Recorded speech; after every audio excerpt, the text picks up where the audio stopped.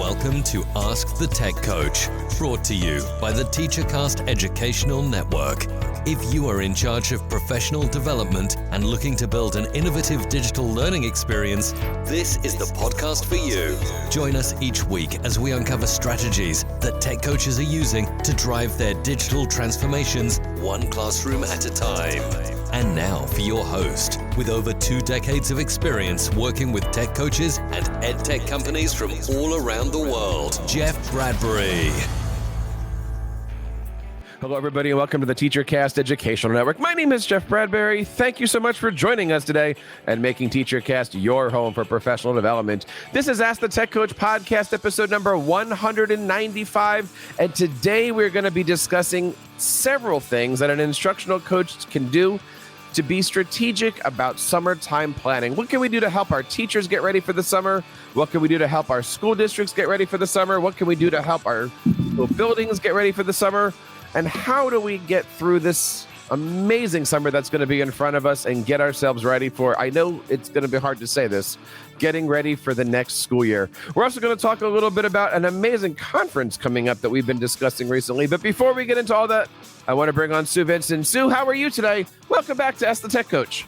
I am great. Good to have everyone out there listening as we approach the end of the month and the end of the school year. As we record this, we have 5 more days left in our school system. That's not funny, because as we record this, I have 25 more days left of the school year. Oh, I'm so sorry, you people over there in the Northeast.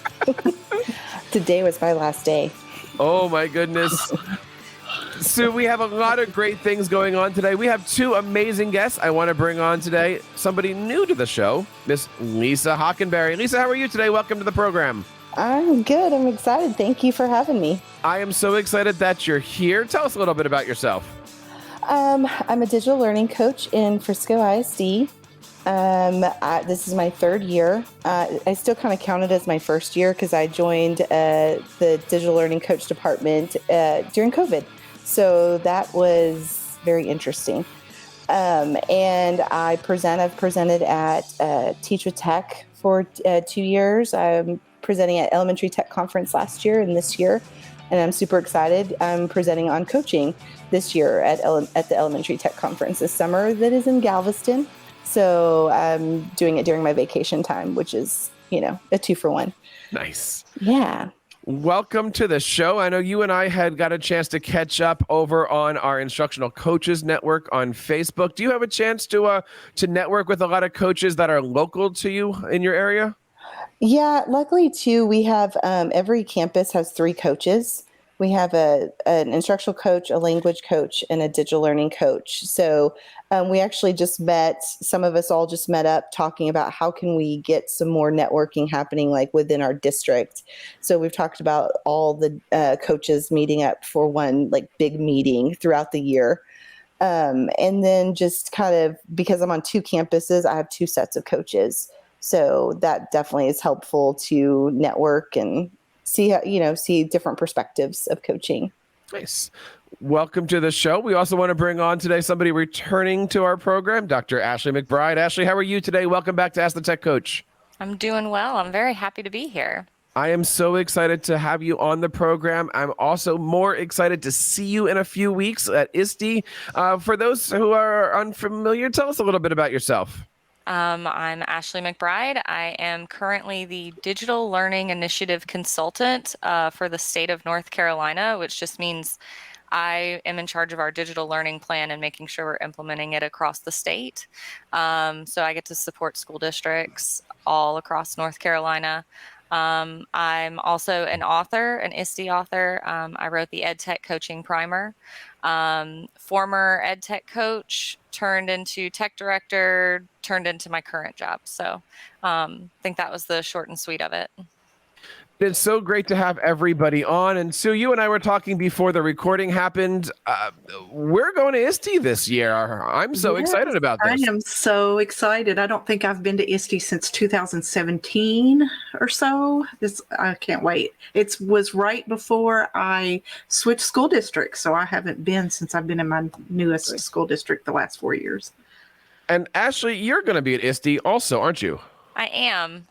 I've got a few presentations and going to be all around there. So I'm really excited to see people. What are you looking forward to? I'm looking forward to the leadership retreat. I'm just looking forward to seeing people again in a big, like face to face and just being able to talk to people and meet people in a room that, I made some really good connections when I went to ISTE. I think it was also 2017. So Susan, I think I'm right there with you the last time I went. You know, it is But made some good interesting. friends. A couple of years ago, we always used to make the joke of you're actually seeing those Twitter squares move around. And now in 2022, it's like you're seeing the StreamYard squares move around and things like that. So I'm looking forward to this. Lisa, I didn't ask earlier, are you attending the conference virtually, physically at all? No, but I'm really jealous. And I really wish I was, because I know I'm going to miss out on a lot of really cool learning. Well, let's talk a little bit about this, because last week we put out an amazing show all about ISTE. We actually played a clip of an interview that I did with ISTE CEO Richard Collada from a brand new podcast I'm starting with the ISTE community leaders group called The Edge, and all about ISTE. ISTE conference this year is going to be in New Orleans. It's going to be from June 26th to the 29th. I believe I got those dates right. And if you are able to make it on there, there's so many great things that you can do. And if you can't, you can also attend virtually. But even if you can't attend virtually, there's a lot of great things you can do. You can follow the hashtag ISTE chat, ISTE22, ISTE Live 22, probably ISTE 20,022. So many different ways to do that. Ashley, you've got a couple presentations down there, don't you? I do. I've got one on EdTech coaching cycles and one for coaching for creativity. And what can we expect when we go to those? Because I am looking forward to checking those out. So the EdTech coaching cycles, people are going to be able to come in and they're going to be able to build their own handbook for going step by step through coaching cycles. So they're going to have the documents that they need in order to just move forward and get into it. So, nice. And then coaching for creativity goes into some of the things, and like I'm kind of a nerd with like brain science and things like that, and how do we really get teachers, especially post-pandemic, to kind of be able to feel like they can break out and try something new. So that's kind of what that one is about. And do you remember when those sessions are? Let's see, not Sunday, I'm sorry. Wednesday, June 29th at 9:30 a.m. is the coaching cycle one. I can do that. And then Wednesday, June 29th at 1 p.m. is the coaching for creativity. One of the things that I've been looking at this year is how do I create effective professional development for other coaches? Lisa, you said that you're starting to put together your presentations for elementary coaches. What goes into that prep? What do you think about? I know for me, the hardest thing anybody can ask is, what topic would you like to present on? How do you come up with these topics? What does a Lisa session look like? Well, the coaching session I've been putting together is about questioning and coaching to really give the teachers the voice in it and knowing where they want to head. So the idea was kind of to give the questions, like I was reading Coaching Habits, and they give you such good questions. So kind of bringing those questions up, going through them, talking about how they elicit certain answers. And so using those and then letting the coaches in the room practice, really having them do the work, kind of like, okay, here's some questions, here's a scenario, let's practice through what that would look like. And so it's very much a work in progress, but I presented part of it at another PD earlier this year, and I got amazing feedback from coaches saying they really enjoyed the practice part of it. So I want to keep that part and bring that up more, and having the coaches really just be able to practice that and get a little bit better at the questioning. Ashley, what about yourself? What can we expect from an Ashley session at an ISTE conference? I like to make sure that you physically have something that you're going to be able to implement immediately. It sounds like Lisa is as well, with her questioning. But just to have something in your hand when you walk out that you can use and adjust. And it's kind of I love myself some Creative Commons where you can take something and you can adjust it to fit your needs. So that's what you can look forward to is you'll have something to walk away with. So what about yourself? I know you've been doing a lot of conferences. You had the KISTE conference. You're always out there presenting to your teachers and coaches. What do you try to do when you're putting sessions together? Well, lately, I guess my big thing has been more organization and working smarter and not harder as a coach. And then, of course, relaying that off to our teachers who we work with. So just kind of the whole productivity and organizational thing as a coach. I've been working on that the last few days myself, and just I've got a video out on my YouTube channel about just digital house cleaning at the end of the school year. So those types of things have kind of been my interest in motivating coaches to stay organized and keeping themselves on the right track, and then relaying that to their teachers. There's so many different types of presentation sessions and stuff at ISTE. There's your keynotes, there's your long form presentations, there's your tables where somebody sits there with like a poster board or something. And then there's a session that I'm going to be excited to do, which is going to be on Tuesday between 3 and 5. We're doing an ISTE Playground Session, and I'm going to be doing a 2-hour table session, I guess you might call it, showing off, how students can use their voice, share their voice through audio and video podcasts. My question to you is, it's easy for me to put together a 2-hour hands-on workshop where, I got you. I have your attention. We're going to build something. I love what you guys are saying of let them walk away. My question to you here is, since I have you as a captive audience, how do you survive, or how do you create a great playground session where you might see Ashley walk by, you might see Ashley stop by a table for 5 minutes, and you might have like a 20-minute conversation? What does a table presentation look like at ISTE? For me, go ahead, Ashley, please. The best ones I've actually seen are the ones that there's something going and people can come up and they naturally ask questions, or there's something interesting sitting at the table. Now, nothing against, I love what you're doing, but I love student ones even more. Like, I love to get in there and start talking to students. So because they always bring their little trinkets. I had one who I walked by and they had this little 3D statue that they printed. And when I started talking to them, they were like, oh no, we built the 3D printer and then we start, and it was just really cool. And then they let me take home one of their little 3D statues. And so something that that like captures the eye and then leads into some questions. I think the presenter too, like being really engaging and kind of high energy to get those people drawn in. I agree. If you're going to sit there and pass somebody, you are that car salesman. I hate that term, but you are sitting there bringing in things, you're having those conversations, you're engaging people. I know for what I'm looking at doing, I've already started working on the TeacherCast website page with all the blog posts and all the, videos and whatnot. I'm going to be showing off a ton of things I've done with my students over the last couple of years. And I definitely want to do some kind of a QR code to, either like an email newsletter blast or something that says, okay, by the time you get home, this is going to be in your inbox with, as you were saying, Ashley, everything step by step for, how to make a podcast, how to make a video, application recommendations, all of that stuff. And if you're out there listening, let me do a shameless plug for our Kentucky Student Technology Leadership Program students. They'll be there presenting. I'm not sure which day, but if you're going to be at ISTE, check out those awesome students. If you're going to ISTE, don't forget to, like and subscribe everything that we're doing here. We are going to be doing some kind of podcasting out there. I'm going to try to get some kind of coaching event going on there. We got a lot of stuff going, but start hitting those hashtags between ISTE, ISTE 22, ISTE 2022, ISTE Live 20, all of that wonderful stuff, and see where we can go to catch up while we're down in New Orleans.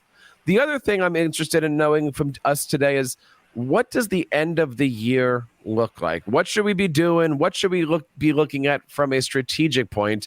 Ashley, this is one of those things that you mentioned in your book. Take a little bit of time here to tell us a little bit about the book you released with ISTE, and why was this chapter a big part of it? So I think, I don't even remember which number chapter it is now, but I talk a lot about making sure that you're strategically planning professional learning for the following year. So this would be a good thing to be doing kind of as you're over the summer. You know what you want the teachers to be doing at the end. So you know what the vision is for teaching and learning for your school. And then you are sitting down and you're backwards mapping what are the skills and the things for me to work on, building the professional learning to lead them to that, but also really strategically thinking, how am I going to put coaching cycles and pieces around that? So it's really important that you have that shared vision across the school of this is what we want learning to look like in our school, whether it's personalized or whatever you call it or whatever it looks like, and really kind of thinking, okay, where are the gaps? So you might need to gather some data, or if you're a coach in your school right now, you know what your teachers know and you know what they need support in. So really thinking about where those gaps are, how do I get to that end goal, and really backwards mapping that for your year. How do we start that process? I believe first you got to talk to your administrators, make sure they're on board, because if they're not going to give you time to work with your teachers on a regular schedule, then you're going to have to figure out what that looks like, maybe through PLCs or something like that. But just looking, and I apologize for the dog, just looking at first where everybody is, and then you are going to, again, make sure that you and your leadership in the school are all on board. So what I love about where Lisa works is you were saying that you have a team of coaches, correct? Yep. So if you guys can sit down and say, this is what we want at the end, here are all of the gaps. If we tackle, maybe this PLC needs to focus on this thing, so we can strategically plan them to do these things, and then you might have another PLC that needs to work on some other things just to get them all to that goal, so you can really personalize that professional learning and that coaching throughout the entirety of the school year. And then one other piece is what I did when I was an ed tech coach was I actually wrote the goals, so the PDP goals, or the goals that they would be working on for the next year. I wrote common goals. If they were in the same PLC and they were all working on that, I would write the timeline and everything, and then sit down with them and have conversations with the teachers about how they can tweak it. So then we're all kind of moving in a similar direction, but everybody's still getting what they need. You had mentioned making sure that your principal is on board with all of this stuff. One of the reasons why we do this show, and one of the reasons why we put together our Instructional Coaches Network, both on Facebook and LinkedIn, is because so many coaches don't have that support. What do you do if you're in that situation where you're trying to build a program, you're trying to come up with goals, you're trying to help your teachers, you're trying to put that oar in the water, but you just don't have that support? And this is for anybody. But I think that can be really super tricky. I think because not having your principal's support can look really different.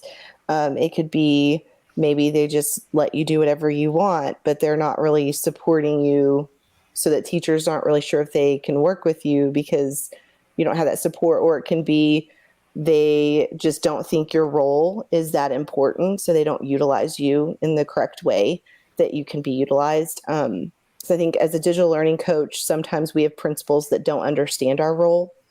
And so sometimes we're treated kind of like an instructional coach, or sometimes we're just treated as tech help. And so it can be really tricky to navigate that. You can have a principal, like I said, that doesn't understand your role, So I don't know, like I kind of just have always jumped in with teachers and just constantly being present and just kind of trying to maneuver as much as I can and trying to tell the principal what's happening. I don't know. It can be really tricky. I don't know if I've navigated that the best. So I had a principal who didn't really know what to do with me when I was an ITF, and and we called them ITFs, instructional technology facilitators. And one thing that I did was my second year, I didn't know what to do with myself the first year either. And I don't operate very well like that. So I had to kind of build something out. And so I actually sat down, and at my end of the year evaluation, I had gone in and looked at information that I had collected throughout the year, looked at where I felt like our school was trying to go. And then really sort of mapped out, here is the plan of what I want to do. And I had the whole thing just there for her. And what I found was when I put that in front of her, it was easier for her to kind of see what I was trying to do. And then also she could give suggestions. So like that P, helping the BP line with had built, that our idea. So she stopped me and said, well, what if you did this? And let's start with just this group. And because I was still expected to do some, computer check-in, check-out things. And well, it wasn't really check-in, check-out. We were still using carts back then. So, but I was still expected to do a lot of those other pieces.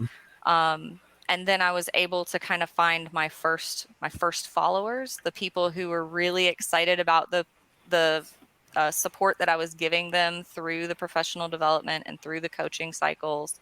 And then I had more and more people the following year who were just like, let's go. So then it kind of pushed me more into that instructional piece. I love the concept of making these goals. And in a perfect situation, you're making these goals with the support of, with the recommendations of your principal, as we mentioned. I would assume also, and Ashley just mentioned, those first followers, I call them the generals of the school, those 13% or so, if you're looking at the inclusion curve. Where do you get these concepts from? Does this come from the ISTE standards? Does this come from your school's strategic plan? Some of the above, all of the above? Where do you get these goals from? I think it depends on where you are, because I think Lisa's answer would be different than mine. Some schools and some states have adopted the ISTE standards for teachers and the ISTE standards for students.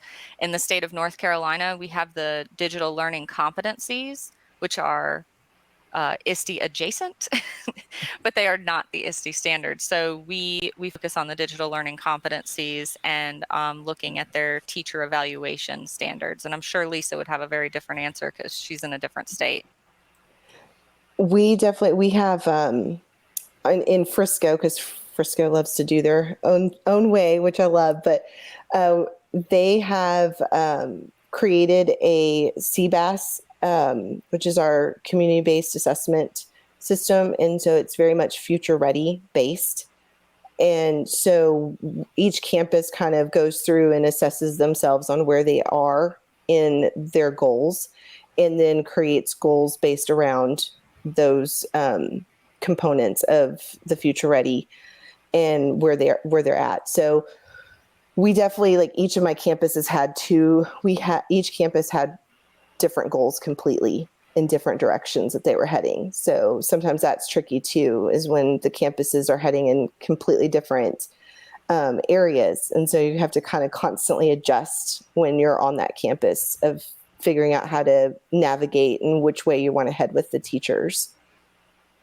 So what about yourself? I mean, I know you're at the end of the year. Did you have conversations? Are you planning to have conversations with leadership? Yes. I mean, thankfully, I'm in a very supportive situation where I'm part of the curriculum and the planning team, and I'm at the table for these conversations for our private school system. But then several of my colleagues out in the public school system, they go through similar things that Ashley and Lisa talked about. So, there's various ways. So at my school, yes, we have ongoing conversation. I have regular meetings with my supervisor and the principals. My coworker, who is the instructional coach for elementary, we have monthly meetings with each of our elementary principals at each of our buildings, and we talk about the initiatives and how we're going to move forward in the area of curriculum, and then how I can come and support in the area of instructional technology. One of the questions that comes up a lot when I have a chance to work with coaches is, it's easy this time of year to say, Ashley, here's your goals, or here's our goals. When you come back in August or September, what is that supposed to look like? Do we bring that out and rehash them? Do we have our first faculty meeting that says, these are the goals, Ashley's your coach, this is the roadmap? How do we make sure that the work we're doing today doesn't go unnoticed or forgotten about next year? I think you do revisit it, but also with an open mind. Because, if you think about it, some of your teachers might be going to ISTE, and they might come back and they might say, yeah, can I adjust this, especially if you're doing it very personalized. And then I always hesitate with whole group. If you're doing an entire faculty meeting, it's not going to have the impact. So it just depends on if you're doing very PLC driven. And this is something I kind of talk about in the book when planning professional learning. Are you doing it very individualized? Are you doing it with a PLC so that the PLC is doing it together and it's driven by their needs as a small group? Or are you doing some sort of choice-based hybrid where you might have, I did my stuff after school, and they were allowed to choose which one of the 4 groups they were in, and the 4 groups were dependent upon, at the time, the digital learning competencies, because they had just come out in the state of North Carolina. And so they got to choose a pathway, and they stuck with that small group for the whole year. So I really think that the way you approach the conversation, and I feel like I've said this on every question you've asked, is very personalized according to what the needs of your teachers are and the needs of how you have it set up. And I think that's important, right? And that's very difficult for a new coach or somebody new to the district, is knowing how to make that personalized, knowing where your boundaries are. So the question, of course, then is, how do you figure out what those boundaries are? How do you know when to step? I think everybody here has said they work in buildings with multiple coaches, which means teachers are having multiple layers of support. How do we best keep this, digital learning strategic concept moving forward? But, math scores come before learning Google Slides sometimes. I know on my campus with the 3 coaches, we all have our roles, but we also kind of talk about how we kind of blur lines a lot. So I make sure I'm just as knowledgeable in the math data, in what's happening in the class with math, so that if there's something I can bring in that could help support the math teacher or in hitting their data, bringing their data up, then I know how to bring that in, because I'm very well aware of the content they're doing and where they are as a teacher and where their students are. So I'm very much involved in, we have 2 planning times for teachers, and we call one of them is like our power hour. It's our collaborative planning time. It's kind of the extra one where we do look at data and we look at how the kids are performing, and all 3 coaches are present in that meeting. So we all very much make sure that we're part of the discussion. And so that's where the lines kind of blur. But it helps me be able to find an entry point with teachers when I know what's kind of going on in the classrooms, even though math isn't maybe what I would instructionally as a coach come in. I can help with that though. Sue, what's your advice to any coach that's ending off the year? Have those conversations. A few episodes ago, we talked about those conversations that need to have at the end of the year. Do your best to have those conversations and continue, thinking about how you can develop those relationships with the teachers as they come back. Stay in send out an email. I'm a 12-month employee, so, I kind of do this kind of thing. Send out an email in the summer. Just check in with your teachers. Now, whether they answer or not, I certainly don't blame them if they do not answer. I hope they're sitting on the beach somewhere, but, do your part in just checking in, get a gauge of how they're doing, how they're feeling. Are they nervous? Are they excited? Have they gotten some rest? One of the things that I've been doing over the last few weeks is putting together some kind of a vertical alignment for my coach. And I'm an elementary coach right now. I know where the kids are going to go in middle school. They're going into a school I used to work in that does a lot of audio, does a lot of video broadcasting. I created their live program. Now I'm basically the feeder school. Because of that, I've spent all year working with my students on things like slides, Google Sites, WeVideo, podcasting, because if I'm thinking in fourth dimensions, by the time those third graders get up to middle school, they should know how to do these skills really well, which will only then support the program that I have going up in the middle school area.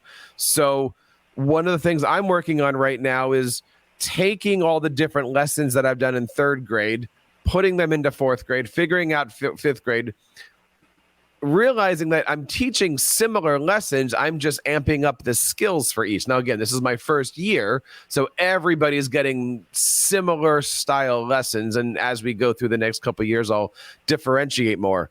But at least having some kind of a plan, so that way, when I do meet with the principal, I can say, look, here's my flow chart. This is my philosophy. This is where I'm going. Here's my goals. How can your goals fit into this? How can my goals fit into you? How do we work around that with the English teachers and coaches and stuff like that?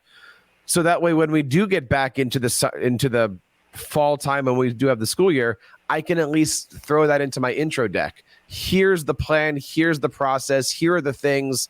If you come at me with, I've got chapter 1, chapter 2, let's focus on these simple things. A lot of teachers right now are starting to find me and say, oh, that's a great lesson. Let's do that in September. And if we do that in September, then look at where we're going to be in May and June.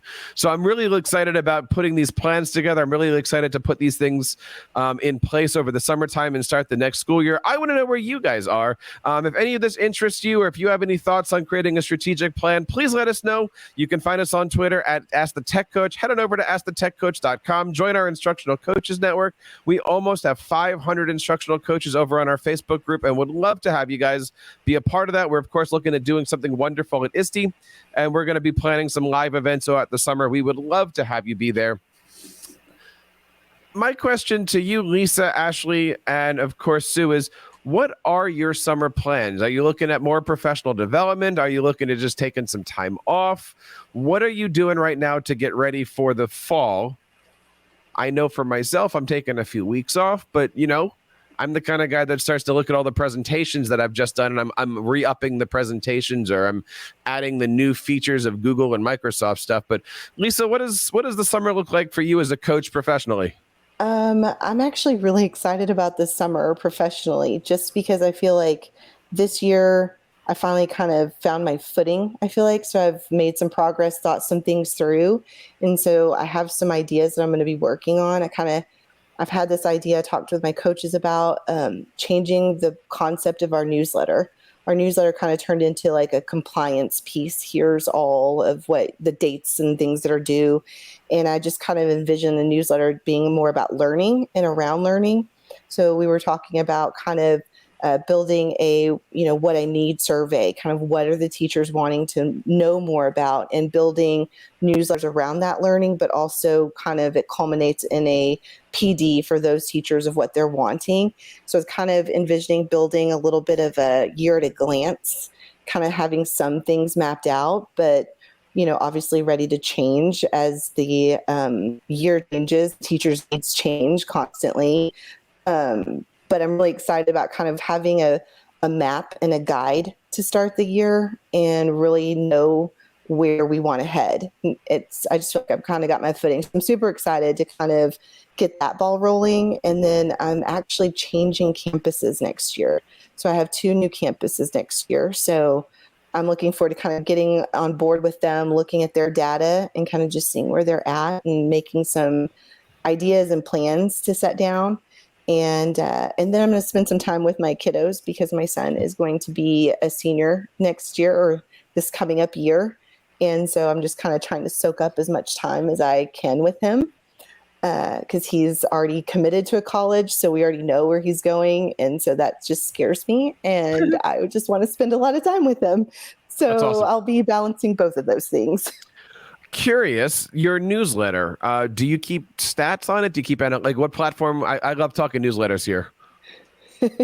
Well, we had a Google Doc at one of my campuses and Google Slide at another campus. So we could at least see the teachers opening them. So we knew we got about at least 20 teachers every time we sent out the newsletter that opened it, but we don't know how long they actually stayed on it and what they did. So I'm wanting to change some of those kinds of things too, so we can see stats and get an idea of how long they're actually spending on it and what they're clicking on and what interests them. So you said that you're moving to 2 new campuses. Are you staying? I forget how many you said you have. Are you staying with one and then adding 2 more, or what? I am actually dropping the 2 I have and getting 2 new ones. So you're basically like a new coach all over again. Yeah, pretty much. But I feel a lot better where I'm starting out now because I feel like I really do have a better idea and better footing of what my role really is. Nice. So I'm excited to join these 2 campuses. I've been in contact with them already several times. I've already went to one of them and collaborated at beginning of the year stuff already. So, which was just amazing. Yes.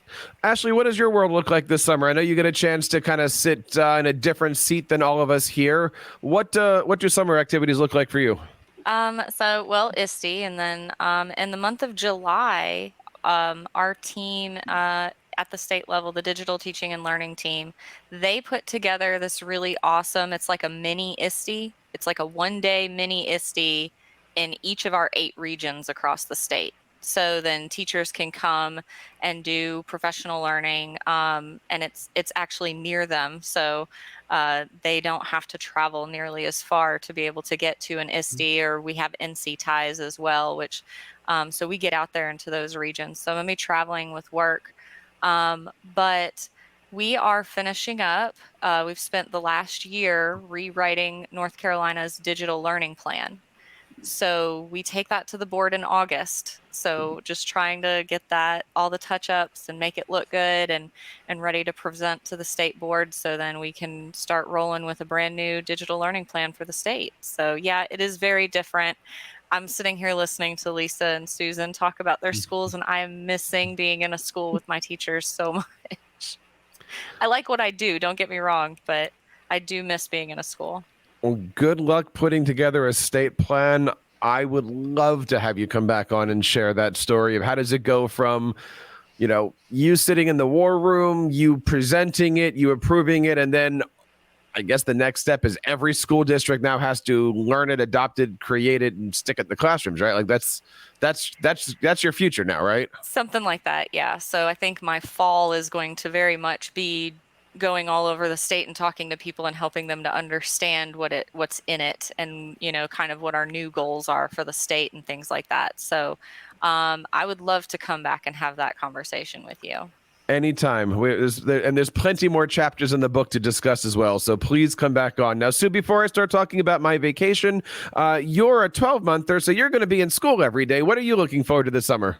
Yeah, we're actually tweaking our new teacher technology orientation just a little bit. And nice. Now that we can kind of have some after-school face-to-face trainings again, and things are opened up, we're excited about that. So we're tweaking those things. And then another project I'm excited about, I've been doing some research on just elementary robotics type initiatives and kind of researching Lego for Education and those things. So I'm learning some about that.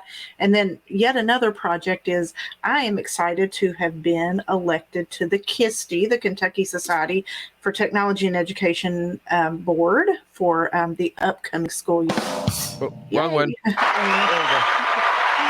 I served on the board from 2011 to 2017. I was president of KISTE one year, and I rolled off the board and I got reelected this year. So I start this summer as the communications officer for KISTE. So I'm very excited about that. So I'll be kind of working with that team at the ISTE conference as we start collaborating with our new board and getting some initiatives ready for that, for the new year for KISTE. That is awesome. Congratulations. We are all excited about that. And, you know, the other thing I'm excited about is seeing everybody at ISTE. Don't forget, there's a brand new podcast out to listen to if you're new to ISTE, if you're going down for the first time, or even if you're doing it virtually. It's called The Edge. And you can check it out on Apple, Spotify, Google Podcasts, all of those great places you can check it out. Or, of course, you can head on over to TeacherCast. We're going to be linking to each and every one. The first episode's already out, featuring a great interview between myself and Richard Collada, called What is ISTE? Episode 2 is going to be dropping today, in fact, the day that this episode airs, on the 30th. That's going to be talking all about ISTE New Orleans for those who are going down. And then June 15th, we're going to be dropping episode number 3, talking about all the great things that ISTE is doing virtually. So no matter what you're looking at professionally this year with ISTE, that podcast and TeacherCast and Ask the Tech Coach podcast has you guys covered. Lisa, thank you so much for coming on this show today. Please invite yourself back. Where can somebody find all the information about where you are these days? On Twitter at TechieCoach303. Nice. And Ashley, where do we get a hold of that amazing book of yours, and where do we follow you on your socials? So you can go, ISTE has it in their bookstore, or you can go to Amazon, and it's the EdTech Coaching Primer. And you can find me on social media at A+ EdTech, and plus is spelled out because they won't let you have the plus sign. We'll have to talk to Elon about all that stuff when he comes on board. Sue, techimaginations.net. What can we expect this summer? Yes, working on some videos now, getting ready to record in the coming days. Lots of new stuff with the smart chips and Google Docs. So I'm excited to talk about the email drafts and the drop-down menus and recording some tutorials about that. And just lots of other videos coming from Tech Imaginations. You know what? I think I saw this from you. Have you tried the people chips yet in Google Slides? Yes.